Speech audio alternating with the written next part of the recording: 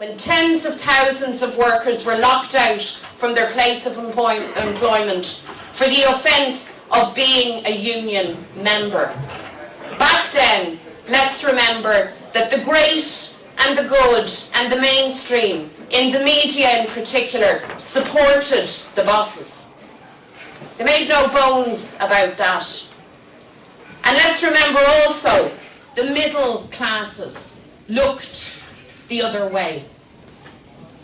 They deliberately looked the other way from that steaming stench of poverty in the heart of our capital city. The workers, of course, did have very many champions. And Connolly is right when he wrote, reflecting on the situation in Dublin in 1913. He was right when he said the working class really are the champions of the new Ireland and the new Republic. They proved that. They proved that definitively 100 years ago. And of course, the citizen army that Connolly and others raised to defend working people at the time of that great lockout and strike would play a very decisive role in the rising of 1916.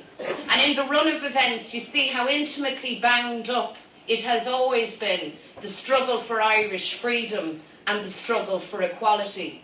They are one in the same thing, inseparable. And in the seminal times, 100 years ago, you can imagine that the average working class Dub, who had just had enough, and who took a stand for himself, for his family, and for his kids. You can imagine that they perhaps would never have thought that 100 years on, people like all of you would be meeting in rooms like this to remember them, to commemorate them, and to honour their stand and their struggle.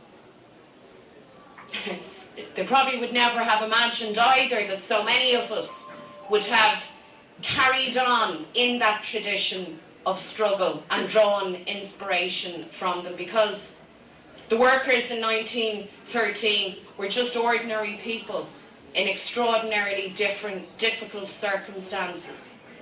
But as difficult as it was, as poor as they were, as mighty as the forces were that were ranged against them, they still took their stand.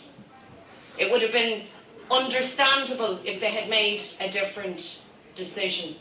Maybe for me, in my mind, that's the biggest lesson for us in the here and now. Because it's easy to look away or be cynical or to feel defeated.